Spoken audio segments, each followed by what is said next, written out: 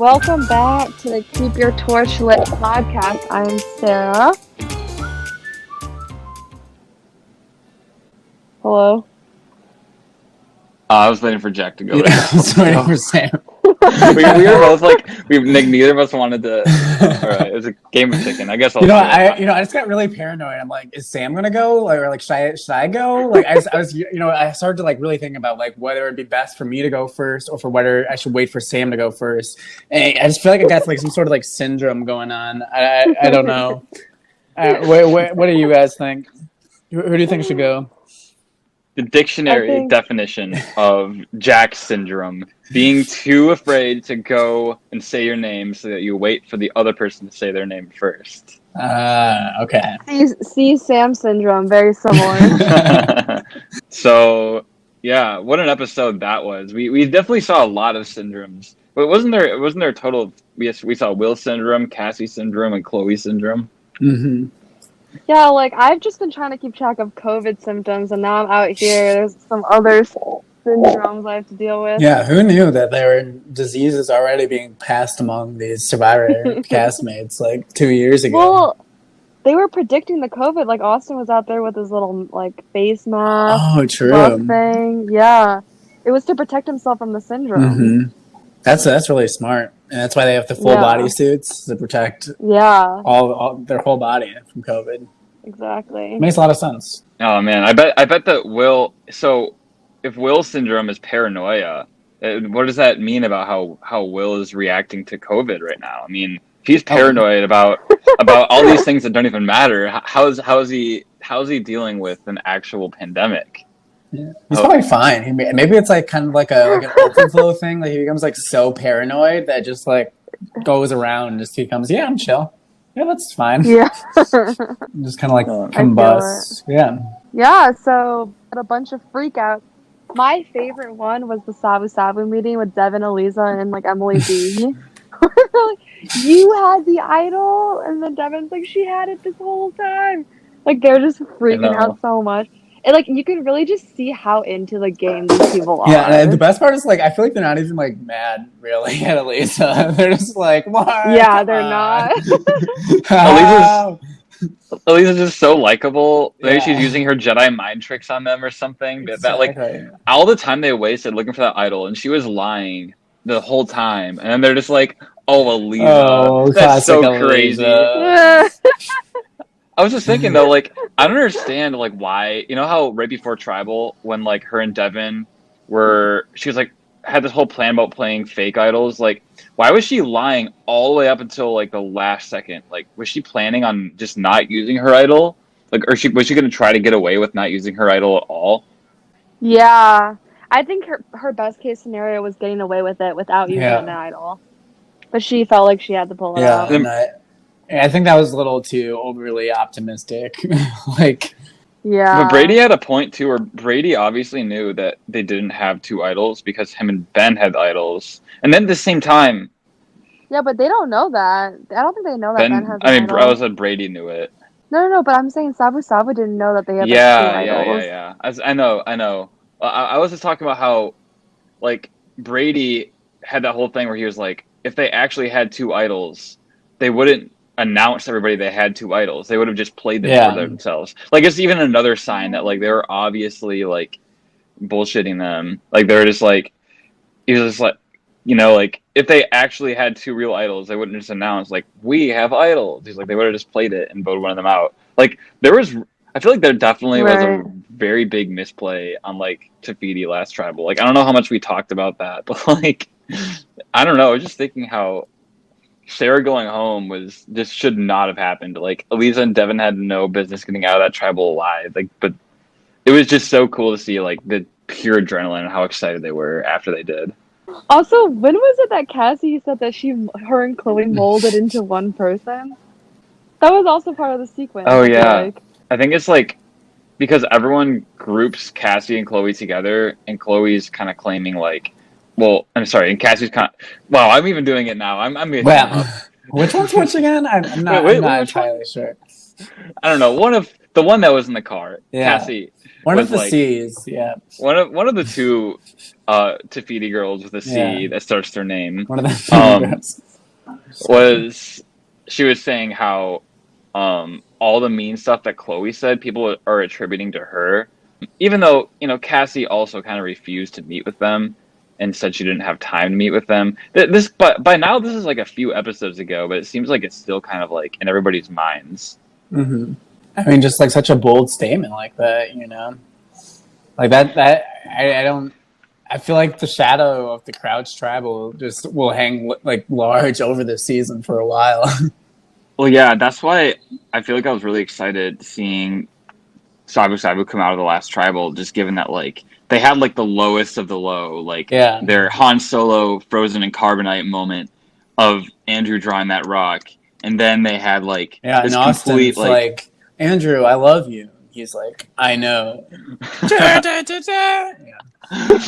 Well, that tribal was literally rock bottom.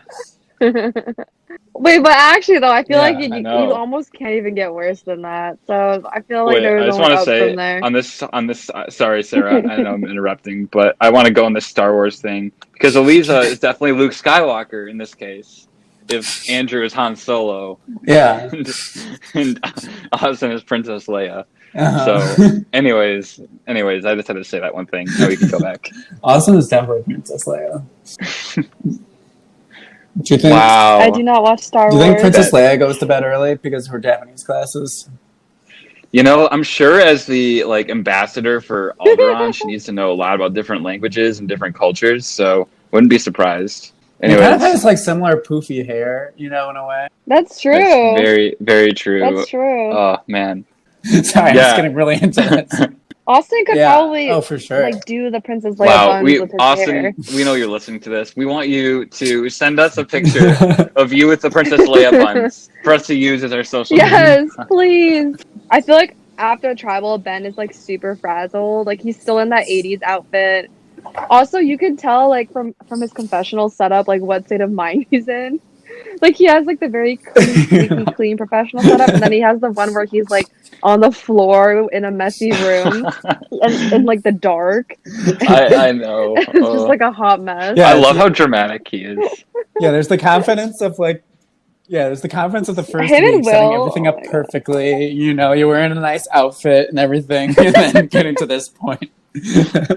Ben was 20,000 steps ahead. Now he's maybe even a few steps behind. Whoa. Well, it looked like he had gotten up at 3 a.m. He just had a bad dream about Survivor, and he felt like he had to film a Maybe Will was keeping him up late with all of his texts at 3 a.m. Yeah. And after Chloe went to sleep and everything. Yeah. Exactly. No, I think it's funny because Will was complaining about Nicholas. He's like, I can't believe Nick's sending me these frantic messages at 3 a.m. And then Will does exactly the same thing, 2 or 3 weeks later. Did he catch the Will syndrome from Nick? Is it actually the Nicholas syndrome? Oh, man. Oh, it's actually the Nikolai syndrome. Yeah. But it was just a little dormant for a little bit, and now it's out. Wait a second, though. Nicholas he was totally calm during week 1. Know who was paranoid during week 1? Richard. Oh, so it's the Richard passed syndrome. It to Nicholas, who passed it to Will. Mm-hmm. Yeah, you know what the actual name of this disease is? It's COVID-19, 43, 57, 61. It's all coming together. That was good, Jack. Why are we talking about? All right.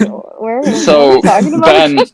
Ben called Eliza, and Eliza went on full damage control. I love how Ben was trying to get Eliza out. He's like, Eliza, I can't believe that we just survived this tribal together. And they were both going, and it was like, Ben, what are you talking about? You were just so pissed at Eliza. You were trying to get her out. And he was just like, wow, we survived that together. That's crazy. And she's like, I know. I can't believe it. I love how the other Saba people are with her too. Also, I feel like she's just gets away with everything. Yeah, she's how people used to call Reagan the Teflon president. Yeah. it's just like her laugh, I feel No. like Yeah, it's just like nothing sticks to Eliza. Like Mhm. I don't know that Ronald Reagan was called the Teflon president because Teflon is like a whatever material or something that like is very resistant to like water or anything, and just like everything just like hits it and slides right off. And they called him that because no matter what happened or what he said, he kind of never really got in public trouble for it. Like he always had this super high approval rating, and everyone always seemed to love him because he was just a Teflon president. You know, he had the charm, he had the charisma.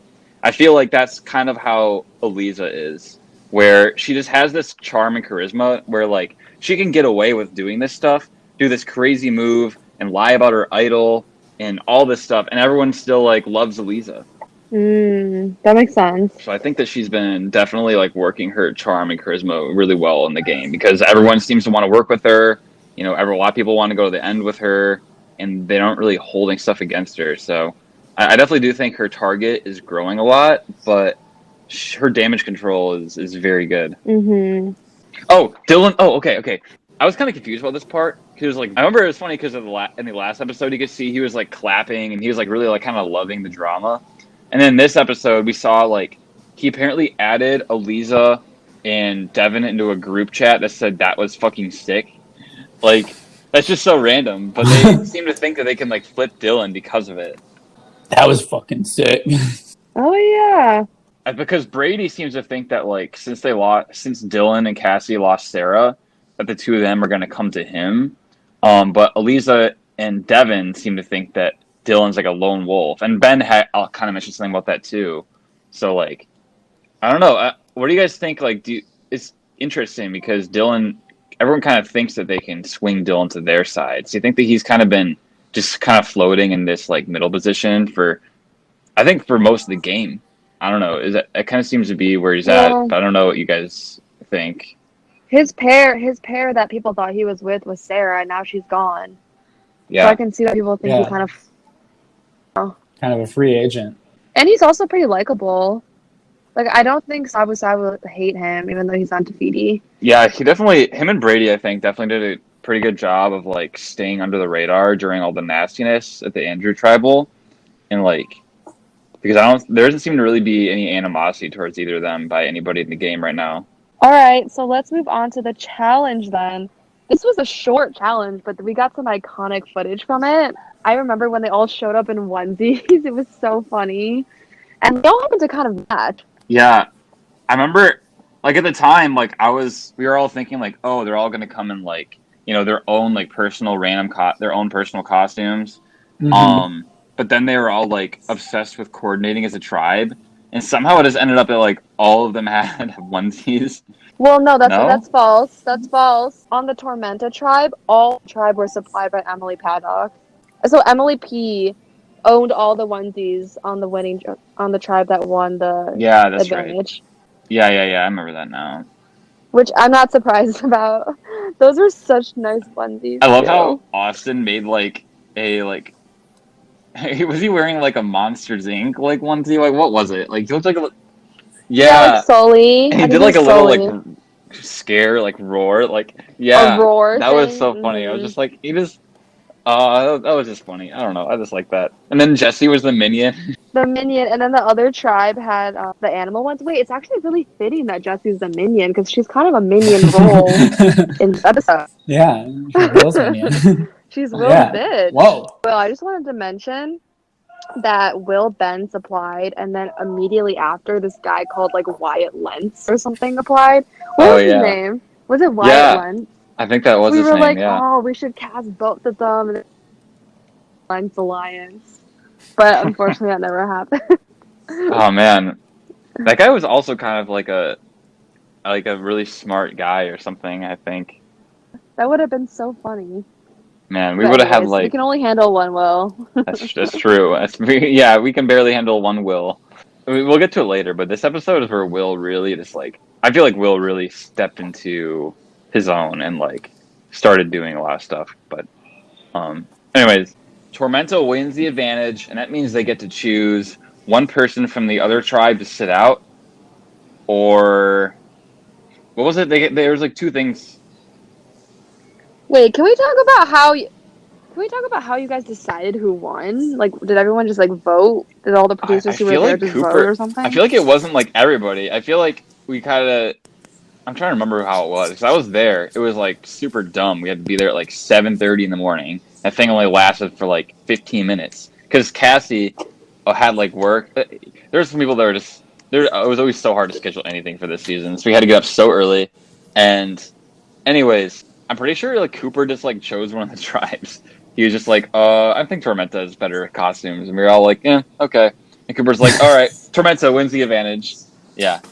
Oh, I mean, so I feel like Cooper we were all picked. there to like back it up because like I don't know, it's kind of hard to judge. Like they're all wearing onesies. Like how do you pick which onesies are better onesies? I don't know. Okay, and then Will was saying they were trying to throw it because I specifically remember them picking up Jesse and then picking up Chloe, and then Emily P was like, "Yeah, Jesse's Yeah. lighter," even though Chloe's lighter. And I remember Chloe's face was like, "Really?" Like, excuse me? I remember I thought it was so funny when Emily was like, so I put Austin in a really crucial spot because he looked weak. And I was like, that's so mean, but also that's kind of funny. Austin has been a challenge beast so far this season. Come on. He won the Steal the Bacon Yeah. twice, and he won the cup thing twice, I think, or a couple, one, at least once. So, remember how we tried to throw the challenge when we were trying to get Kevin out, but then it ended up being that we were just really bad at the challenge anyways? I'm pretty sure it's the same kind of situation for this one. Well, Yeah, it's one of those things where like I feel like yeah. especially after it, like you're just like, oh yeah, we were definitely throwing it for sure. Just a little bit kind of like a pride thing. Well, the thing is though, like it wasn't really shown in the Yeah. episode because we didn't want to make it too obvious. But there was like leading up to the challenge, there were so many confessionals, people saying they were going to throw, and actually, Will and Emily had already decided to flip to Sabu Sabu before the challenge. It was edited out of order, and Austin and Emily B were actually on board with throwing the challenge. So so Austin and Emily B and Emily P and Will were all for trying to throw it because at that point they were already planning on getting Chloe out.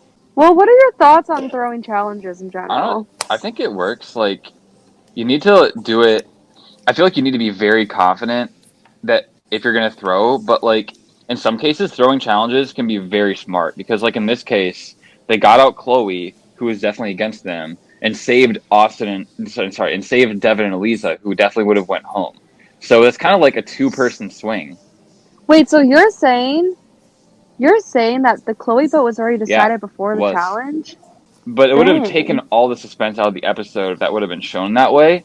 So a lot of it was edited out of order because, like, literally, like, before the challenge, they'd already had this plan. We're going to get rid of Chloe. We're going to throw the challenge. And then we're going to split votes on Chloe and Aaron.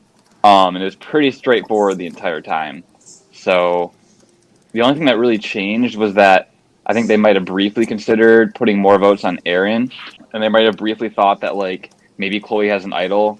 But really, that the plan was pretty straightforward the whole time. So, what was up with Austin's advantage? Because didn't he use it to vote for two people? So doesn't that technically like kind of cancel it out? He used it to help with the split because it ended up being 5 people, or is it 4? It was 4 versus 3, right? Where Jesse, Aaron, and Chloe were kind of out of the loop, and the other 4 were going to split on them. But if they would have split 2 and 2 on Chloe and Aaron, there's a chance that the other 3 would get together.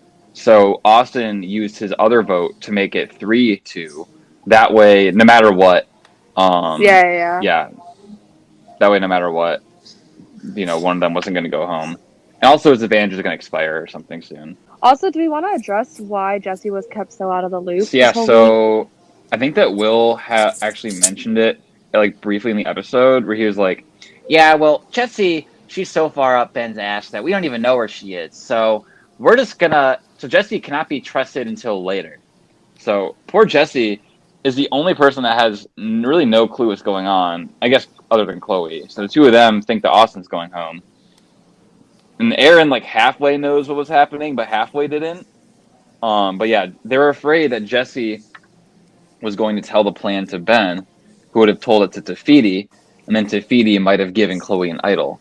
So that was kind of their worry, which is why they decided we'll just keep Jesse out of the loop and try to bring her back in later. We want to talk about how fast that challenge ended. That was pathetic. Yeah, I don't think they even made it It around was one over in lap. 15 seconds. Like, oh my gosh. Yeah, that's brutal. Imagine if that happened on like CBS Survivor, because I feel like they specifically like always slot out the challenge to be like 10 minutes, you know? Like what would Jeffrey Yeah. do in that situation? He would have like made them re-record it Jeffrey. Yeah. and then like be like, all right, then try that one. We're gonna is gonna win, but we're just gonna like fake it and make it look like it lasts longer. Like, And I don't we'll give know. you guys burgers or something. I don't know. Oh, they would have just zoomed in. I was like thinking, like, what if Ian just like zoomed in on the running? I think he actually did that. Like, it actually lasted even shorter than it showed in the video, but he like made it look a little bit longer by like changing the camera angle a few times. It's literally it was Oh, like that's so it funny. ended so fast. But I'm actually kind of glad it happened because we got to see both swap tribes go to tribal council. And I think it would have been a pretty simple Eliza or Devin vote. Probably Eliza if the other tribe had lost. So I'm kind of glad that it worked out the way that it did. This was definitely the more dramatic. Yeah, I think I saw somebody say like this season is so good. Like I refuse to believe it's not scripted. It's like everything like works out really well for Oh, TV. I definitely, feel like. definitely. Yeah. Do we want to talk about like Will's like crazy like all the Will and Ben stuff? Like I feel like after the challenge is very Will centric. Like this is very much a Will episode. Yeah, Will gets so many confessionals because he's like, I feel like he's Yeah. doing a lot of work. Like I am talking ready to a lot to of people. take control of this game. Tafiti, they treat me like a second class citizen. They still love Dylan. They talk about Dylan as if when he's not even there. They don't even know how to manage people. They don't even know how to manage people. I don't even like Dylan. So Will is Jeremy Hans and Mitch Wow, that's all a in beautiful one. combo. And he's also possessed with this like disease that's been passed from Richard to Nicholas. Oh my god, Yeah, he's like rabid is gosh. definitely the word for Will. I feel like in this episode. And I feel like I saw somebody pointed out, like, he has so many confessionals in a row. And he's all like different places, all wearing different shit. Yeah. Yes. Yeah. I wrote that down too. Every single confessional, he's somewhere else. Will filmed that so many place. videos. Yeah. It was insane. Like, you know, this is just like every hour, like, you know, he puts back on his phone and is recording for another 10 minutes. You know, and we love to see it. And he has like different personas in all of them too. Yeah. Like the one where he was like, Ben Yeah. betrayed me. Ben, like I don't even know what voice he did, but it was like almost scary. I loved it. Ben wanted me to be the first merge boot. And then Emily is playing in the middle very well between Will and Ben, by the way. Because like both of them seem to think that she's like in their corner. Yeah. She's like low key doing a good job keeping them both happy right now. I will say though, I think that Emily's been playing pretty well as far as like staying in the middle and like knowing everything that's going on in the game. Like I think she's been playing very well so far. But I will say the one pretty big mistake I've seen so far is like I don't really understand why she is like not keeping Aaron in the loop. Aaron clearly trusts her a lot, and it's like I feel like she could have really. There's just no reason to keep Aaron out of the loop at this point. Like especially if they're gonna like blindside Jesse anyways. Like I know I guess that like she thought that I don't know. Aaron actually voted for Chloe, so Aaron's closest ally is Emily P. I definitely. Yeah, Aaron even mentioned that. Aaron was like, we've been together from the beginning, and Emily P seems to not treat that relationship as seriously when it could be really helpful for her. It kind of reminded me a little bit of like me and Abby in season 2, and how like, or even like Jack and Maggie, how like everyone we kind of had like this person that like really had trust with us, but like we kind of just didn't manage it well. Like, because like if some manage, I feel like if someone really really trusts you. And if you're their number one, you should keep them in the loop. You know, like you shouldn't discard somebody that is like, if they think you're their closest ally, you definitely should keep them close. Because like, there's no reason to like lose a vote of someone that's going to stay really loyal to you. Erin has said multiple times she wants to bring Emily P to the end. So like, you shouldn't give her a reason to not want to do that, you know? Because I don't know. I feel like kind of bad for Erin in that, like, she does clearly want to play the game.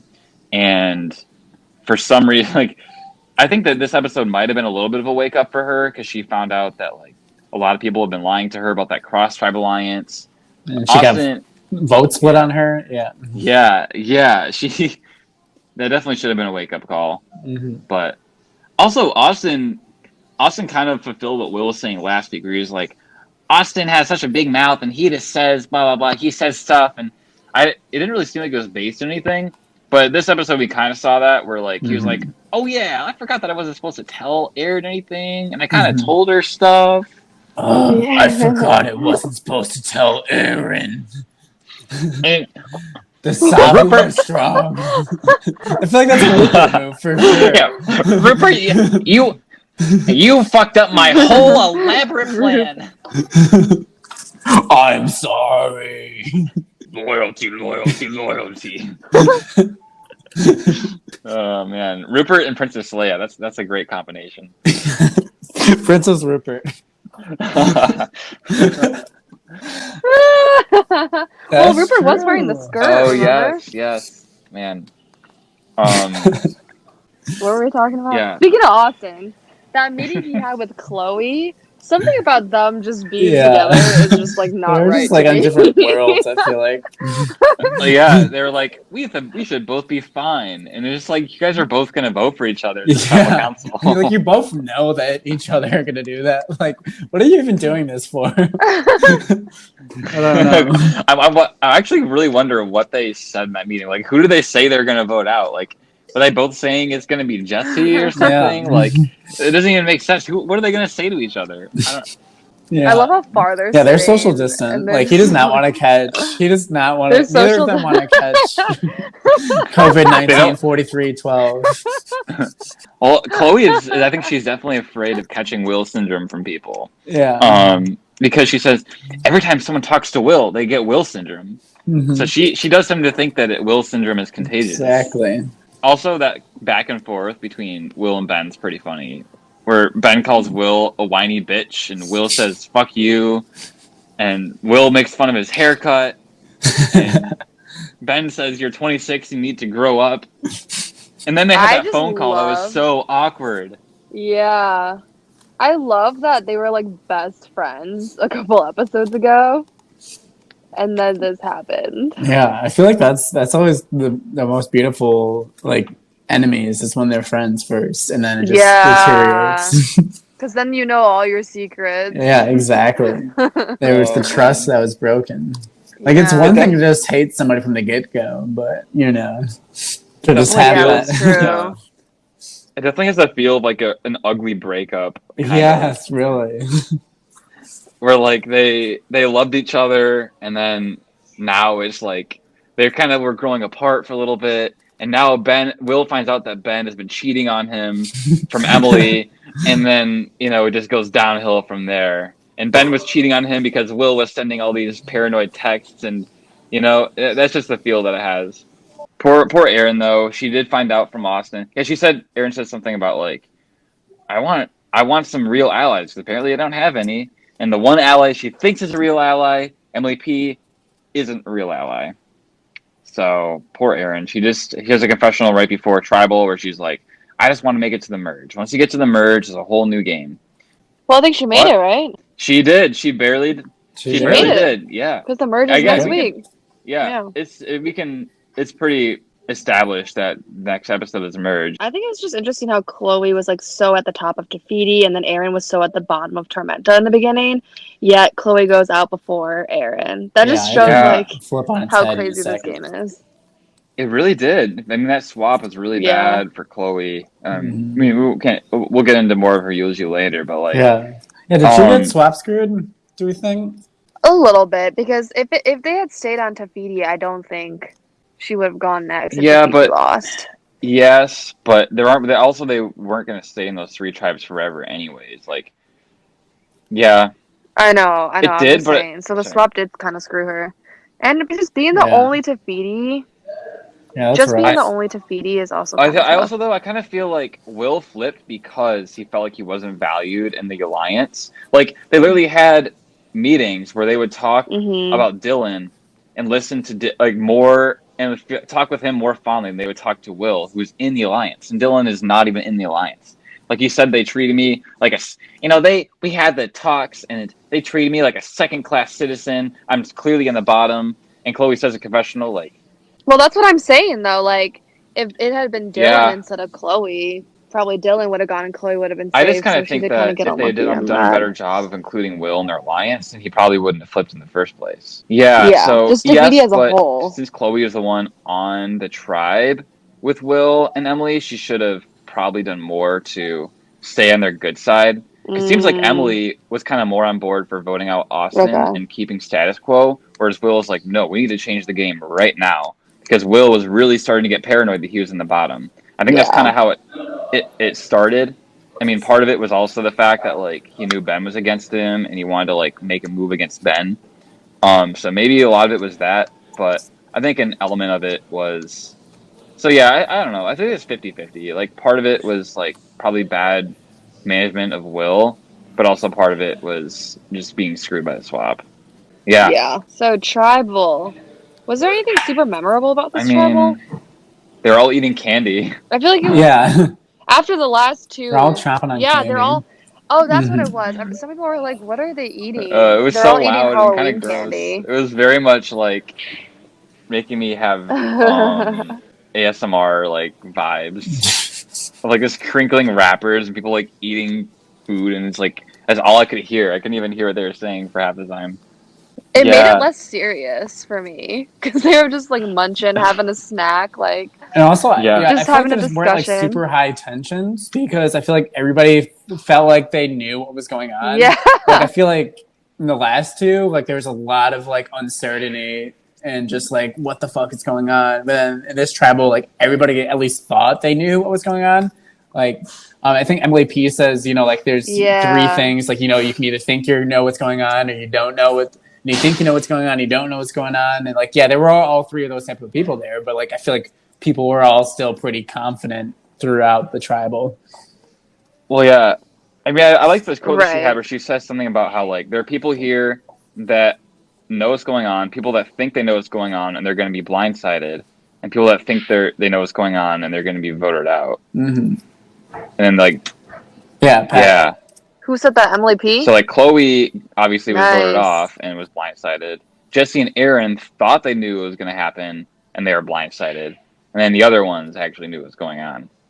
So there's kind of like a bunch of different levels of like what was happening. But yeah, I mean, if you were nervous, you could lose your appetite. But none of them were. I don't know. I feel like I'm a nervous eater. What do you mean? Come on. You don't. You think? Yeah. I love how Aaron was just like sucking on a lollipop. It reminded me of I don't know why I thought of this, but it made me think of like that one clip in episode 2 where you in the scavenger hunt where you and Mallory were like eating in the in like the law library. Oh, I was thinking of that girls' meeting of Ohana when we were all That was funny too. We good food season. We were eating candy too. What an iconic group. I wish I could talk about season 2 more. Underrated season. It's great. Anyways, Tribal Council. So they split the votes and they revote, and everyone votes for Chloe in the revote except for Jessie, who just votes for Aaron again. She hasn't voted correctly yet in any Tribal Council. She voted for Aaron when Nick went home. Then she voted for Austin in the first vote, and then Aaron in the second vote. So we'll see if Jessie's able to vote somebody off at some point. Mm-hmm. Poor Chloe. She went out like a champ, honestly. Like, she did. When she in that last I think that just comes to show that like Chloe was definitely playing a character on TV. Like she didn't actually have bitter feelings towards the people. Like I respected a lot that she like was rooting for whoever voted her out. Mm-hmm. Like you don't see that a lot. Yeah, I feel like she said whoever made that move, that was cool. I feel like if she actually was like this like total mean girl, like that persona, like she would have been like, what? Like kind of like been like so like pissy afterwards, but like she like took it in like such stride, Yeah. Yeah. Exactly. Chloe went out like a champ. And she's gonna come into this podcast like Whoa. I'm ready to catch some Chloe syndrome. Yeah, let's bring Regina on. Regina herself. Yeah. I think that what happened is after she was voted off, the spirit of Regina George like left her. and she became normal Chloe again. Mm-hmm. Right. It's like in Lord of the Rings when that dude, he's like the old king guy, and then he just like all that bad energy comes out of him. What was that? You know what I'm talking about? I have not watched Lord of the Rings. I'm sorry. Okay. But you said the word energy. It made me think that Maggie would probably know. She'd probably like, yes, all the negative energy. Yeah, I feel like this was like a Mercury rising, Scorpio setting, retrograde. Yeah, like some something was in retrograde. some futuregrade. Yeah. Hello. Chloe. What's up? Not much at all. I'm bored. No, I'm in Michigan. Right, I've been working all summer at a COVID test site. Wow. Oh, whoa. Oh man, what else have you been up to, Chloe, in the years since season 3 has filmed? I don't even know. Okay, I was a sophomore at the time. I was finishing first semester of sophomore year. So since then, I got into the School of Public Health, where I've been, which is why I'm working at a COVID test site. I don't really even know what I've been doing. Truly not much. I went to Chile over the summer. I studied abroad there and worked at a nonprofit and learned about Spanish and how to speak Spanish. I don't even know. I've become very close to the Survivor community, which is lovely. You're all incredible people. Brady and Aaron especially are my very best friends ever. We are the triplet that can't be separated, as people call us. And I love that so much. Yeah, so I've been integrating. And you're entering your senior year right now, right? Yes, I am, virtually, because we don't have classes. Wait, really? Mine are all virtual? remote. Oh, shoot. Do you know if any of them are going to be like in person, or are they basically all going to be remote? Some people have like really small discussions in person, but that's pretty much it. Like if there's like more than 10 people in your class, it's probably unlikely. But I think School of Public Health also wanted to do all remote because it would be a bad look if coronavirus went out. True. Yeah, that's true. I have to say, I feel like it's pretty mean girl of you to be spending your summer like testing people for COVID. Like, come on. I know, I'm the worst. Yeah. What a hero. God. Wait, I need to hear, like, are there any, like, what are some stories from testing people for COVID? Like, you probably interact with so many crazy people every day. Did you test any Survivor Michigan people? Good. No, I don't think so. Some roommates of Survivor Michigan people, but that's about it. I can't really reveal anything without violating That's true, HIPAA. HIPAA. So wow, Jack's trying to get you kicked out of the School of Public Health. That was a test. But yeah, it's been crazy. I'd say most of the people I deal with are really nice, and they just like thank me all the time, which is always ironic because getting tested isn't really fun. So you like stick a swab up their nose and make them cry, and then they're like, "Thank you," and I'm like. But it's definitely an adventure. There are definitely some really stupid people that come by that have just been really interacting with the public way too much, not wearing a mask. And they're like, yeah, I went to a party with like 50 people and now I have COVID. And I'm like, yeah, that's your fault. So that happens a lot. Did you say there was like a DoorDash driver who like had not been wearing a mask and he's like dropping stuff off? Going to people's houses, delivering food all week, even though she's had literally every symptom all week. And she's like, oh, I don't have it. It's fine. And I'm like, please stop going to work. She doesn't even wear a mask. Dang. People really just don't follow CDC guidelines. It's astounding. But it's a time. How's it been watching this season, seeing kind of this window into the past from a few years ago? I wouldn't say I enjoy it. I'm not so sure. I mean, I think it's definitely interesting going back and just kind of filling in all the gaps of information that I didn't know. But I think since it's been like a year and a half, we've all kind of recapped with each other to this point where like the second I got voted out, I was still really close with Brady and he would give me updates throughout the season on what was happening and like what I didn't know when I got voted out. So I knew most of what I was going to get when the show aired. Like, there weren't really any surprises. It was more so just kind of seeing myself and other people. I don't really know how to describe it. I think it mostly just sucks because of that combined tribal Sabu Sabu, where I became the mean girl that emanated the rest of the season. And I knew that that was coming. I was like, that episode's not going to be fun for me, and I'm going to hate it. But I'm okay with, like, the way it turned out. I mean, I know that since then I've become so close with all the people that in that episode probably hated me.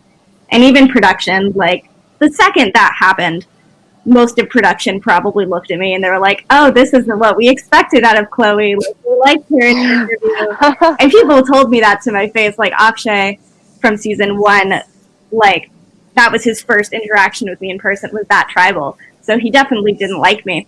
And then I met him like a week later, and I was like, I know we've never talked before, and you probably think I'm a bitch. So hi, I'm Chloe. Nice to meet you. And we spent game night together and became best friends.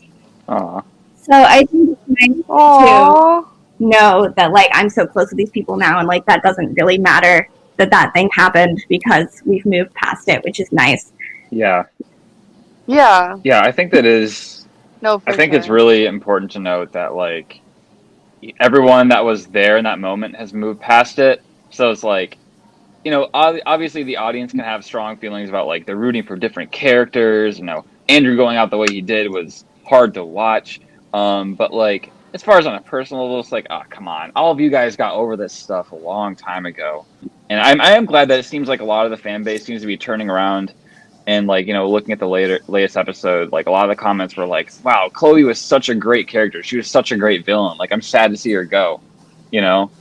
Yeah, I think it's all about just kind of building context around it. Like, the people watching it have to just realize that they're not getting the whole story and that everything that is shown on screen is edited to be interesting and, like, cause drama. So, like, they show me being mean, but they don't show immediately after that me going to Emily and Eliza individually and apologizing to them and, like, calling them the next day and following up and, like, rebuilding that relationship, because that's not good TV. That's just, like, whole. Yeah. So that happens, but no one's going to know about that. Yeah. Well, speaking of, like, that, was there anything from this episode that, like, wasn't shown that you think would be helpful to know, or, like, anything in general about your edit and your strategy that you think the audience should know that was not shown? I don't think much was missing from my episode. I mean, I think the way that it really turned out was that I just got really screwed by the swap, and I was the only person there from Tafiti. So even if I had this brilliant strategy to somehow get them on my side, I don't think they would have done that, because it didn't make sense for them to do that. So really, I think there wasn't anything I could have done. If I hadn't been in that situation, if I was, like, with the Tafiti majority, I think I definitely would have been fine and made merge and probably made it a lot further than I did. But that's just not what happened. So it is what it is. Yeah, how did you feel when all the Tafiti had drawn the black buffs and you were, like, the one person that drew the green? I definitely didn't want that. I think I was more confident than I would expect. Like, I think if that were, like, a Sabu Sabu member and they were completely alone, then they would have been like, all right, that's it. Like, there's nothing I can do. But I think in the situation I was in, I still had allies with me. I wasn't that close to them, but I had that, like, core 6 that doesn't have a name. And I thought I could maybe swing them to keep me around, and I was wrong. But I was like, you know, maybe that'll work. So I had some confidence with me. And I definitely tried. Like, there was that day that we got swapped, I invited everyone to my house. We all watched Survivor together, like CBS Survivor. We had pizza. Like, we all had a good time and got to know each other on a friendship level. So I was like, maybe that'll help, but it wasn't enough. Yeah. Yeah, it was definitely tough given that, like, of all the people in the Cross Tribe 6 to be with, you ended up with Will and Emily, especially Will, who, as we saw in the episode, you weren't necessarily super close with in the game. Like, you guys kind of had, you had made up Will syndrome and he had made up Chloe syndrome. You kind of had these little, like, this little beef with each other. That was Oh, Patrick came up with Will syndrome, but that was never shown on film, so I guess it got pinned on me. But I think there's some irony in that like I feel like Ben and Will like to fixate on things and believe that they're true because they want a reason to dislike us. Like they did that with Erin. Like Ben was blaming Erin for not throwing a challenge that was pretty much meant to get rid of her. She was not in the loop on that at all. And he's like, oh, I can't believe Erin. Like, I don't trust her at all. She didn't throw this challenge when no one told her to do that. So they just fixate on these reasons to dislike someone. So with Will, it was like, yeah, oh my God, she came up with Will syndrome. How rude. And I'm like, I didn't even do that. Like, Emily was clearly just spreading that around to get him to hate me, which she loved to do. She spread a lot of lies about me that weren't really shown, but I think there was a lot of things going around to just kind of throw me under the bus to make sure that I wouldn't survive that week. Wow. Okay. You know, that does line up with how kind of the same thing that Emily did to Ben in this episode, where she said something like, was Ben the one that said that Will was going to be the first merge boot, or it was me? Like, like, I don't remember. Oh, Like, yeah. she definitely does. Yeah. There's a similar thing. Like, I can definitely see how Emily kind of tries to create this, like, stir, like, this chaos between people in order to, like, kind of become in the middle of them. And I can see, so it definitely makes sense that if she was the one that came up with Will syndrome, to try to pin it on you and kind of become, again, like, kind of in the middle between you and Will. So, like, it's a strategy that's definitely villainous, but also, like, if people aren't going to do their homework on it, it's also pretty effective at, like, turning people against each other. Yeah, she was a big, like, undergrad villain in general. Sarah, go on. No, I totally agree with that. But also, I was just going to ask about the idol, and how do you feel about Brady not telling you about it? I definitely... Yeah, do you think the idol exists or not? No, it's not real. That didn't happen at all. I think the way I saw it, like, I fully believed Brady that he had not gone searching for it until he showed us the clue, which was very stupid of me. I don't know why. As someone who's watched as much Survivor as I did, I don't know why I assumed that. That made absolutely no sense. But I really just trusted him for some reason. And I did. It was until this week's challenge where we were all in our onesies running around that I remember at the end of every challenge, there's always an idol clue given out. And at that one, there wasn't. So I was like, they would only give out a clue if it wasn't found yet. So the fact that they're not giving out a clue means it was definitely found. So I'm like, all right, that means Brady probably has it, or someone else has somehow found our idol. So I was like, it's probably Brady or Cassie, but I really didn't think Cassie had it because we got the clue at the same time, and I went searching crazy. So at that point, I was fairly confident that Brady had it, but Gotcha. I tried confronting him about it. I, like, sat with him in my room, and I had my roommate come in, and she pretends that she's really good at, like, knowing if people are lying. So she, like, looked me in the eyes, and she was like, do you have the idol? And he was like, no. And she was like, I don't know if he's lying. And I was like, you know, what can I do? So at that point, I was like, he probably has it, and he's probably lying to me, but whatever. And the second I got voted out, he was like, I have something to tell you.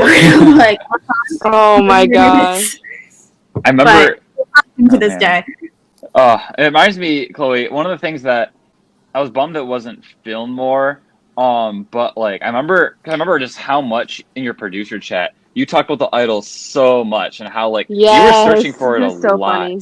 And you were always saying how like it was like maddening. Like I remember I remember having the impression that you were like losing your mind over this idol, because you're like, we searched for hours and hours and it's not there. It just doesn't exist. Like I think that like I think that you were saying that kind of as an exasperation. Like, correct me if I'm wrong, but I feel like I remember you just being in the mental space of like, we looked everywhere and it just wasn't there. Like, does this thing even exist? Yeah, the lock quad's not that big, so I was like, it's gotta be like feet underground or something. So but I had me and my roommate and my boyfriend literally all on our hands and knees, like with shovels, digging through every single tree. And there was like one tree that had this crevice in it, and I was like, this this would be somewhere that someone would put an idol, and it wasn't there. And I was just like, this is ridiculous. I was out there in the rain all the time. I lived really close to the wall quad, which I think made it worse because it was so close that every time I had free time, I'm like, I might as well go to the log quad. I pass it every day. And to this day, every time I go to the log quad, I'd look at that tree and I'm like, ugh, that's the one. What was the weirdest thing you found while searching for the idol? I don't even remember. There were a lot of there were like used condoms under trees. I don't even know what was out there. I don't want to know. I don't remember the specific things that I found, but I found a lot of things that weren't idols. No Loraxes, unfortunately. Oh, no.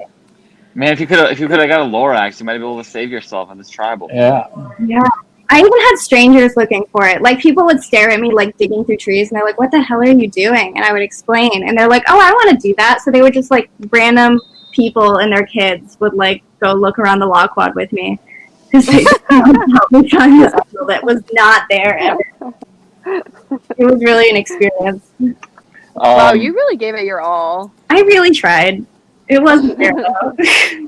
Okay, I want to talk about your meeting with Austin. Like, how did that even happen? And, like, what was that whole situation? Like, what was the dynamic between you guys? I think the dynamic with all of Sabu Sabu was just really tense since that tribal, which makes perfect sense. But I had heard they were all trying to get me to flip that tribal. So basically the context of why I even said, like, we don't like you, it was not targeted at Emily B at all. It was very much the entire tribe, because that entire week they knew, Sabu Sabu knew that there was, like, kind of a rift in Tafiti between me and Sarah ever since that party at Cooper's house, because Sarah had blurted out a lot of information to a lot of other people. So I did not trust Sarah at all, and everyone knew that. So Sabu Sabu wanted to exploit that rift and, like, do everything in their power to get me or Sarah to flip on Tafiti, because they thought that we were the people that would flip. So they were all coming to me and Sarah constantly.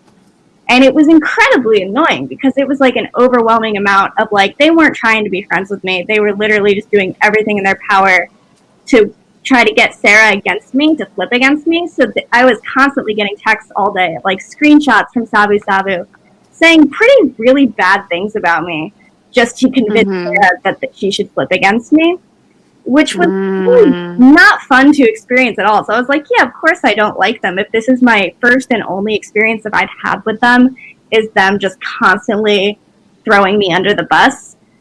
Yeah, like, that makes why sense. would I side with you in this scenario?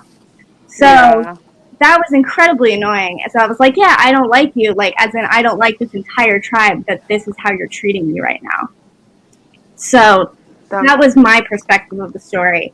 And then that obviously blew up to be this bigger thing.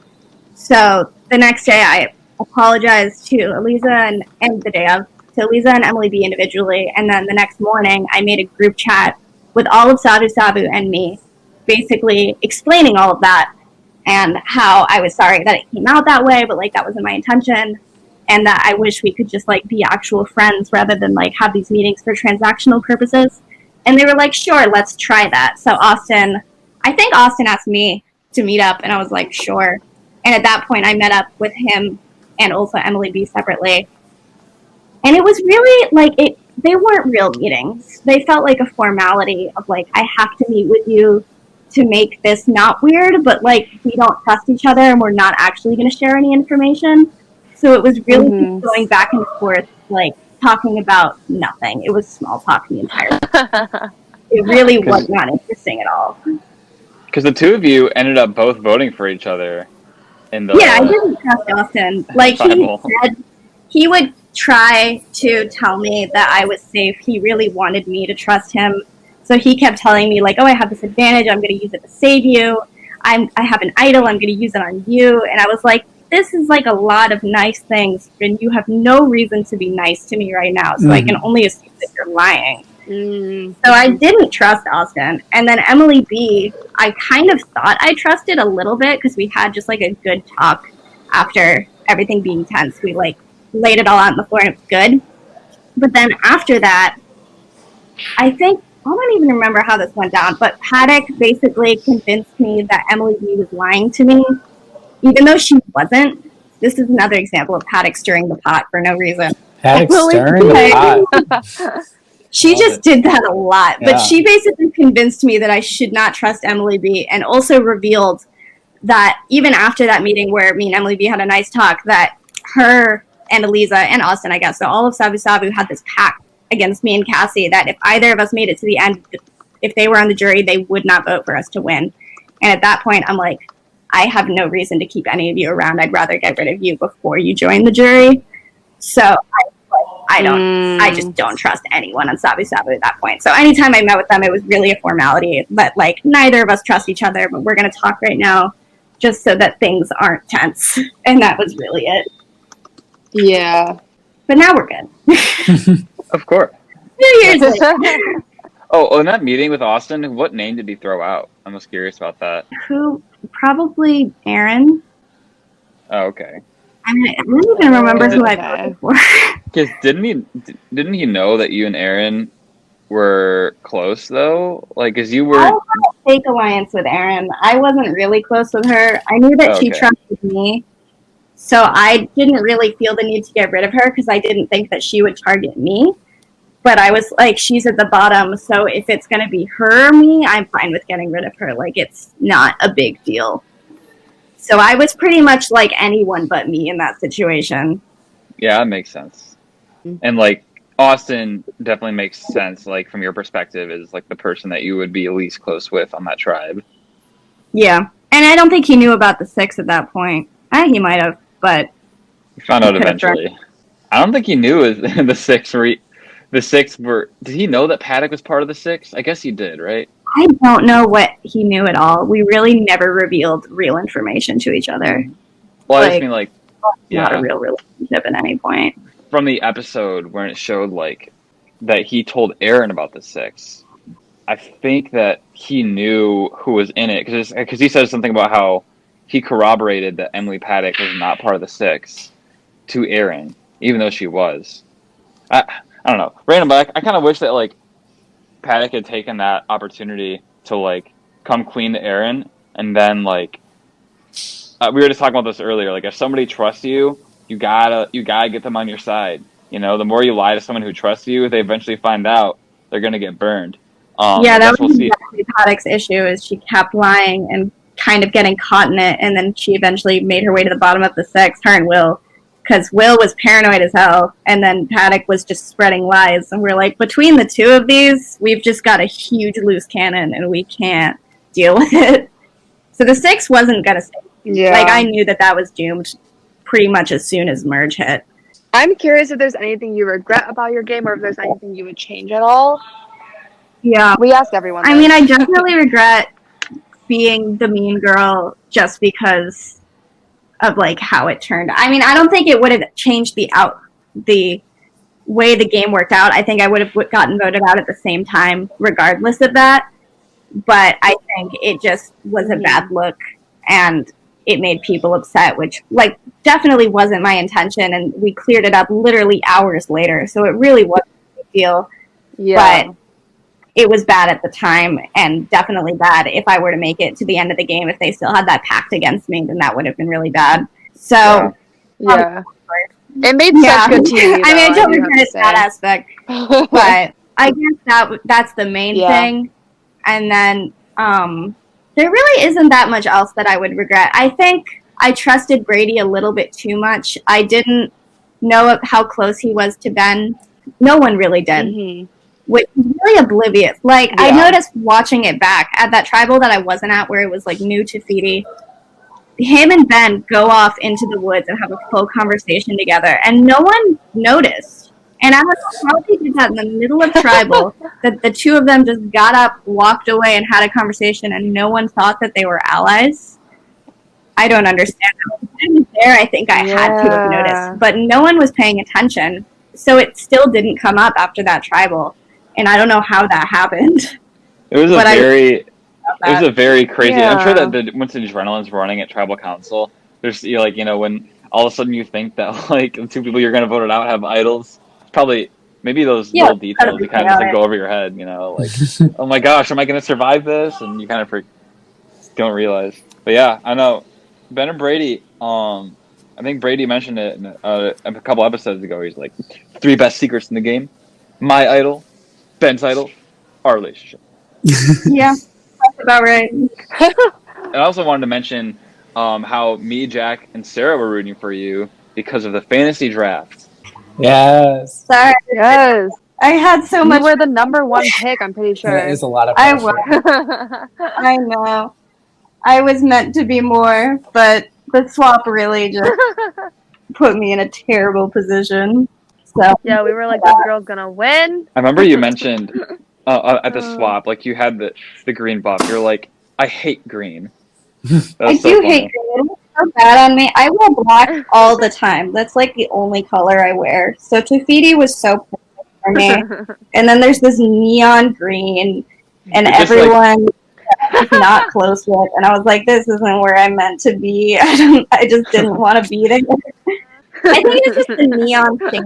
Like I like an olive green or like a dark green. Like, this Right. bright neon orange did not want anyone. I don't know why we did that, it would but have been. the black worked. I have my buffs to this day. I had to give back my Tafiti buff after the swap, and then the second production we used the black buff in a later season. And I was like, can I have one just so I can? Aw. Aww. And I still have it. That's so great. And then the green one's like at the bottom of my dresser, not being touched. Like collecting Yeah. dust. Yeah, if anybody wants to auction off Chloe's green buff, she does not want it anymore. Yeah. It's all for charity. Yeah, sell it to raise awareness for Will syndrome worldwide. Yeah. What things did you come away with from the game? Like, what were the kind of the biggest lessons you took away from it, and like, what's kind of the lasting impact of Survivor Michigan for you? I mean, as cliche as it is, I definitely came away with a lot of friendships. Like that was just way more than I ever anticipated. Like I applied for season 1 freshman year and got rejected because my app was terrible. I don't know how I wrote it, but then I applied for season 3 again. And I was like, oh, I didn't even get an interview for season 1. This probably isn't going to happen. Like I really had very low expectations, and then ended up being the number 1 pick from that entire app pool. I guess I had a big blow up that year. So I ended up playing, and I was like, all right, this will be interesting. Like, I hope it's just like Survivor geeks, and I just learn about, like, I don't even know what I expected. I just thought it'd be a fun thing to do sometimes, and it ended up completely taking over my life. Like, I don't think anyone realizes before they play how much of an impact Survivor is going to have on them.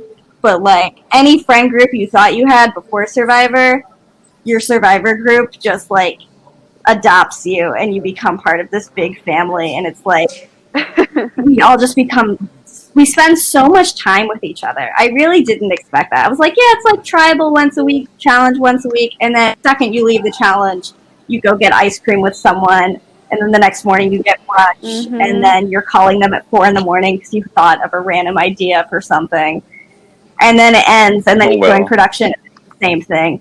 So it's so close all the time. So I really value that aspect of it. And then other than that, I don't think I took away that much.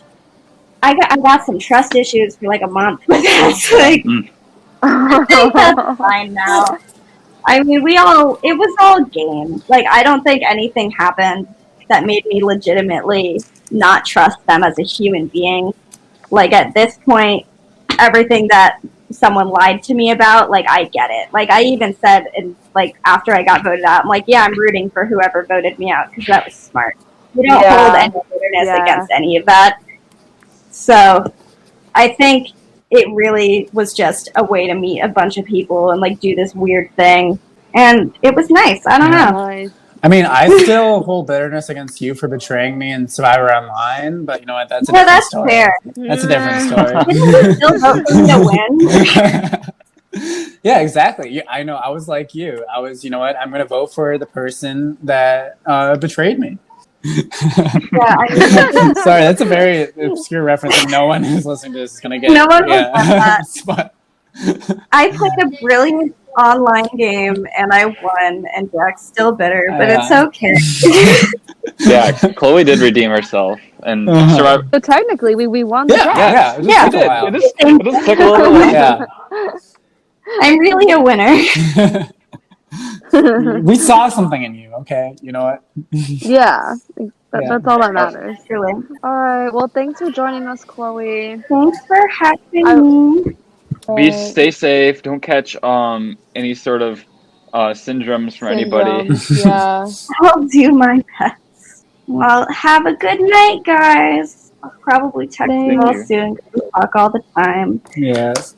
Thanks for having me. Of course. Bye, Chloe. Bye.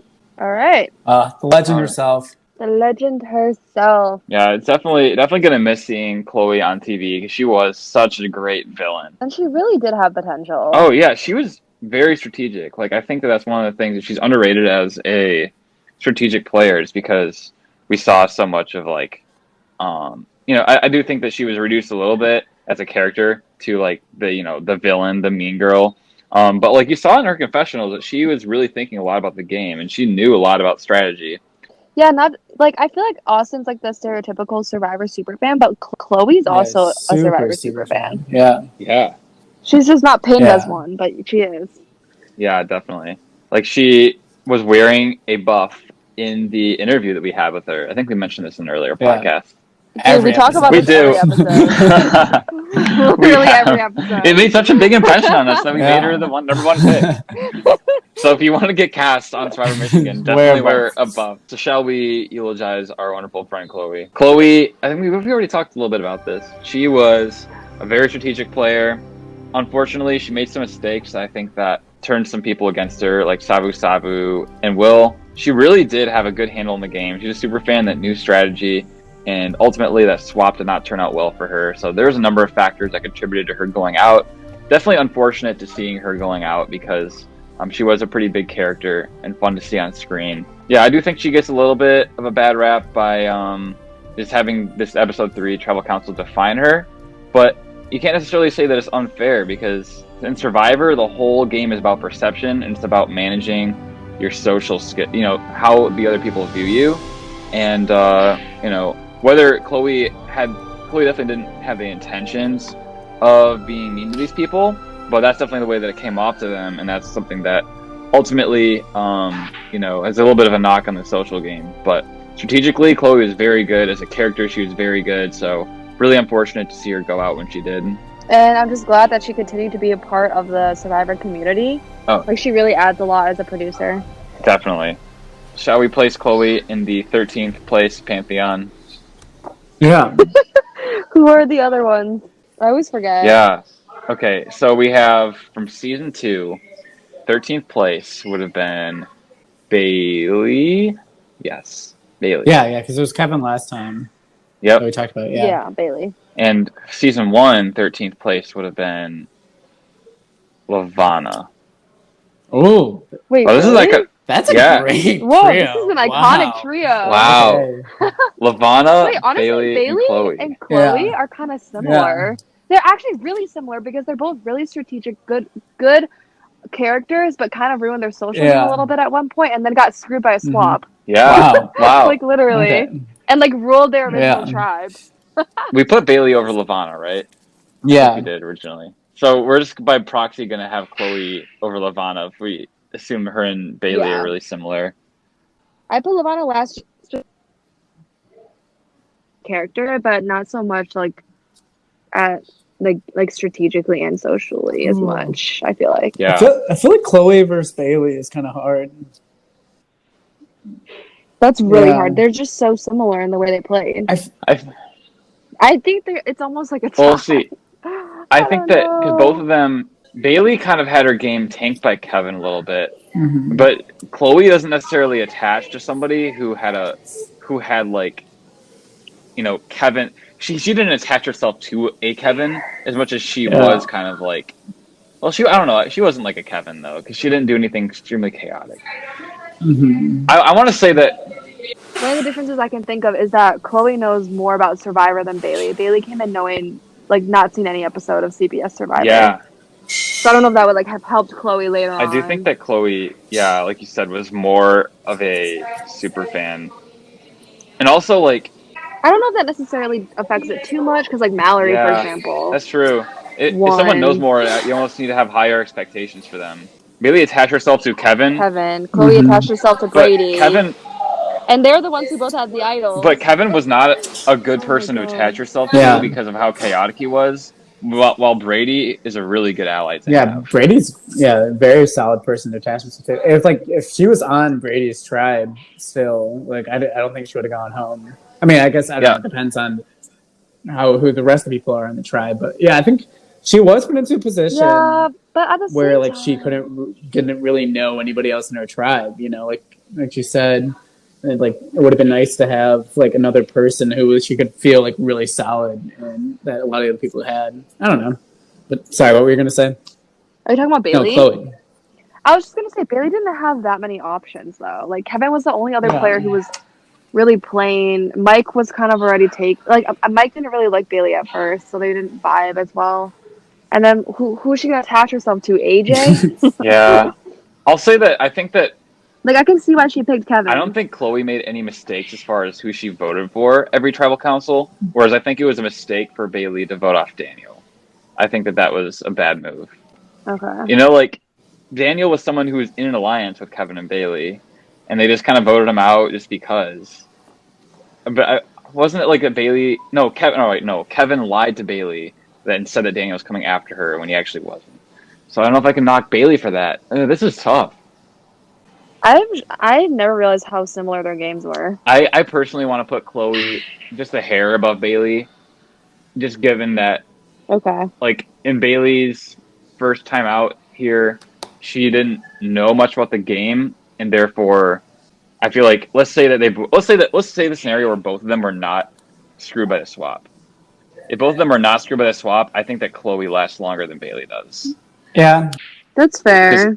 Chloe had the That's connections and the knowledge to make it very far, whereas Bailey didn't know a ton about the game and she had lost her closest ally. So I think that Chloe makes it further if she's not screwed by the swap, whereas Bailey probably doesn't make it very far if she's not screwed by the swap. I'm actually okay with that because Kevin left too. Yeah. So, but it's very close. Okay, I think that's good. Yeah, super close. Nice. So we have Chloe, then Bailey, then Milana. I feel like we're ranking season 3 people pretty high. Yeah, we should have we should have a running list of this somewhere. Yeah. I don't think season 1 has won anything so far.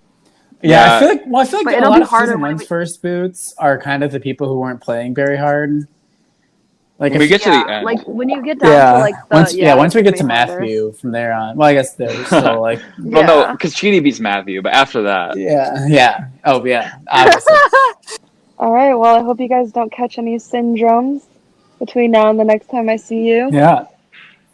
And Stay healthy, everyone. Yeah. stay healthy. Yeah, see, if you wear a mask, you won't get Will syndrome. You won't get any syndrome. So just wear a damn mask, everyone.